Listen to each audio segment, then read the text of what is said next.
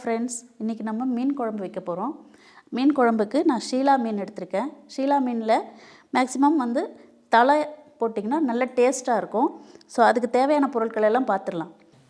இந்த மீன் குழம்பு செய்ய தேவையான பொருட்கள்: ஒரு 1/2 கிலோ மீன், ஒரு 150 கிராம் வெங்காயம், ஒரு 200 கிராம் தக்காளி, ஒரு பெரிய எலுமிச்சம்பழம் சைஸு புளி, ஒரு பூண்டு ஒரு 5-6 பல், 4 பச்சை மிளகாய், கொஞ்சம் கருவேப்பிலை, ஒரு அரை மூடி தேங்காய் கட் பண்ணி வச்சுருக்கேன்.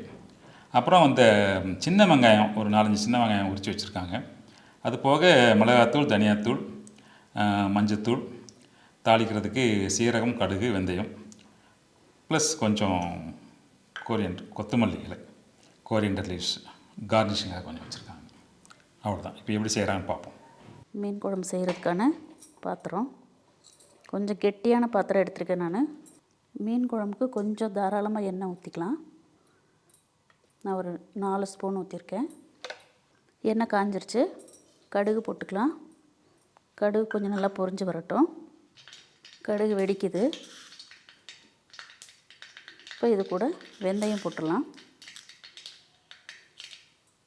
வெந்தயமும் பொரிஞ்சு வருது. இப்போது கருவேப்பிலை, பச்சை மிளகா, நம்ம நறுக்கி வச்சுருக்கிற வெங்காயம்,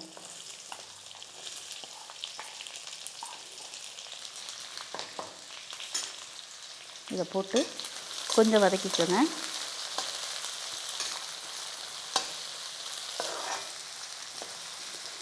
இந்த வெங்காயம் வதக்கும்போது கொஞ்சம் உப்பு சேர்த்துக்கலாம்.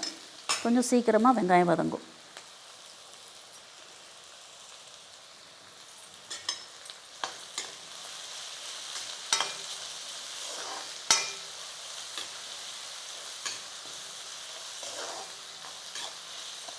வெங்காயம் கொஞ்சம் ப்ரௌன் கலரில் வர வரைக்கும் வதக்கலாம். அதுக்கப்புறம் நம்ம தேவையானதை சேர்த்துக்கலாம். வெங்காயம் ஓரளவுக்கு வதங்கியிருக்கு. இப்போ நம்ம பூண்டு சேர்த்துக்கலாம்.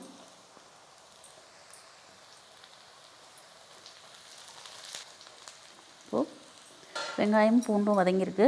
இது கூட இப்போ நம்ம தக்காளி சேர்த்துக்கலாம்.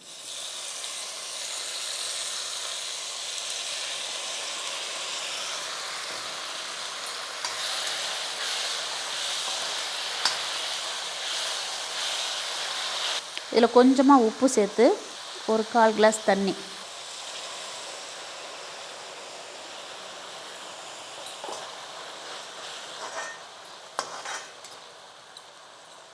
இப்போ கொஞ்சம் ஸ்டவ்வை சிம்மில் வச்சுட்டு இது கொஞ்சம் மூடி போட்டுருங்க. இந்த தக்காளி வதங்கிறதுக்குள்ளே நம்ம புளியை கரைச்சி எடுத்துக்குவோம்.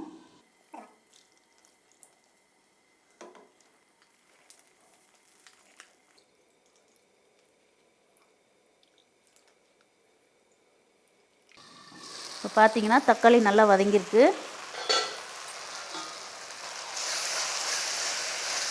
இப்போ நம்ம மசாலா சேர்த்துடலாம்.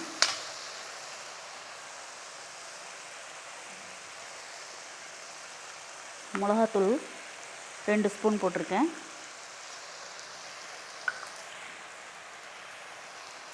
தனியாத்தூள்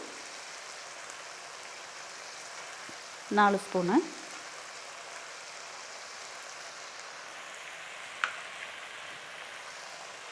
மஞ்சத்தூள் 1/2 ஸ்பூன் போட்டுக்கோங்க. இப்போ இதை கொஞ்சம் அந்த வெங்காயம், தக்காளி, இந்த எண்ணெய் அது கூட சேர்த்து இந்த மசாலாவை வதக்கிங்க.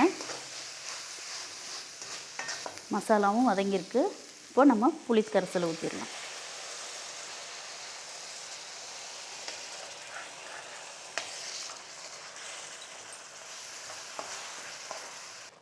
இப்போ இதில் கொஞ்சம் தண்ணி சேர்த்துக்கிறேன்.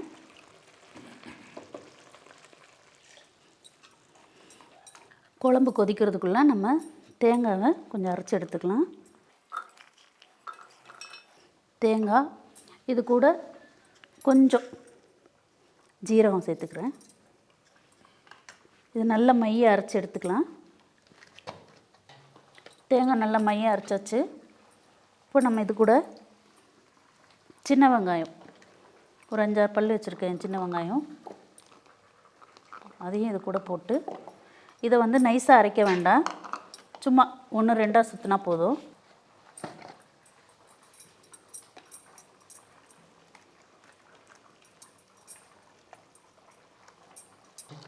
குழம்பு நல்லா கொதிச்சிருக்கு. புளி, மிளகாத்தூள், தனியாத்தூள், அந்த பச்சை வாசனை எல்லாம் போயிருக்கு. இப்போ நம்ம வந்து இதில் வந்து மீன் சேர்த்துக்கலாம்.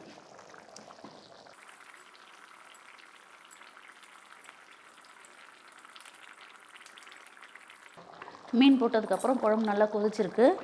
இப்போ இது கூட நம்ம தேங்காய் அரைச்சி வச்ச தேங்காய், சீரகம், சின்ன வெங்காயம் இது எல்லாத்தையும் சேர்த்துக்கலாம்.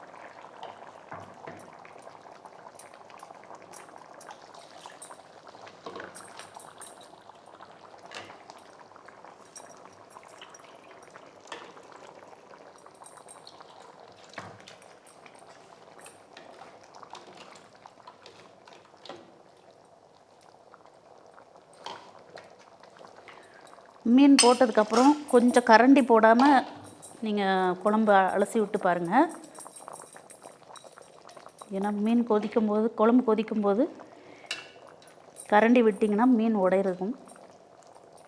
தேங்காய் சேர்த்ததுக்கப்புறம் ஒரு 5 நிமிஷம் குழம்பு நல்லா கொதிக்கட்டும். குழம்பு நல்லா திக்காகிடுச்சு.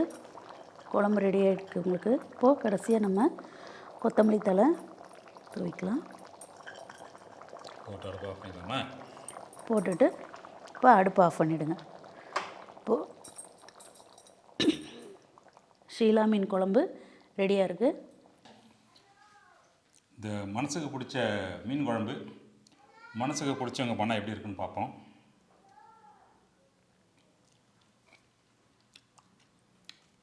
பிரமாதமாக இருக்குது. இந்த மீன் குழம்பு வந்து இந்த மீனில் இந்த புளி கொஞ்சம் தூக்கலாக இருந்துச்சுன்னா அந்த மீன் குழம்பு டேஸ்ட்டே அலாதி தான். ரொம்ப அருமையாக இருக்கும். ரொம்ப நன்றி மேடம். ரொம்ப நன்றி. நிறைய பேருக்கு மீன் குழம்பு சாப்பிட பிடிக்கும். மீன் குழம்பு ஒரு பச்சரிசி சாதம் இருந்துச்சா ரொம்ப சூப்பராக இருக்கும், சாப்பிட பிடிக்கும்.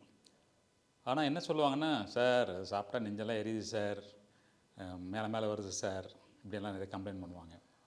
ஸோ பொதுவாக எப்போவும் இந்த புளி நிறைய போட்டு யூஸ் பண்ணுற குழம்புகள், புளிக்குழம்பு, காரக்குழம்பு, மீன் குழம்பு, கருவாட்டு குழம்பு, இந்த மாதிரி குழம்புகள் பண்ணும்போது 1 பங்கு மிளகாத்தூளுக்கு 2 பங்கு தனியாத்தூளும், ஒரு 1/4 பங்கு மஞ்சத்தூளும் யூஸ் பண்ணிக்கங்க. இந்த மிளகாத்தூள்னால் வர உங்கள் எரிச்சல் வந்து அந்த ஹார்ட் பர்னை வந்து கண்ட்ரோல் பண்ணுற கெமிக்கல்ஸ் வந்து தனியா பவுடரில் இருக்குது, தனியாத்தூள் இருக்குது. அதனால் எப்பவும் 1 பங்கு மிளகாத்தூளுக்கு 2 பங்கு தனியாத்தூள் எப்போல்லாம் புளி யூஸ் பண்ணுறீங்களோ அப்போல்லாம் இந்த மாதிரி இந்த ரேஷியோவில் போட்டுக்குங்க, உங்களுக்கு ஹார்ட் பர்ன் வராது. மற்றபடி மீனை பற்றி சொல்லணும்னு சொன்னால், மீனை வந்து குழம்புல போட்டு சாப்பிட்றது தான் ஹெல்த்தி. அதை வந்து டீப் ஃப்ரை பண்ணியும் ஷாலோ ஃப்ரை பண்ணியும் சாப்பிடாதீங்க.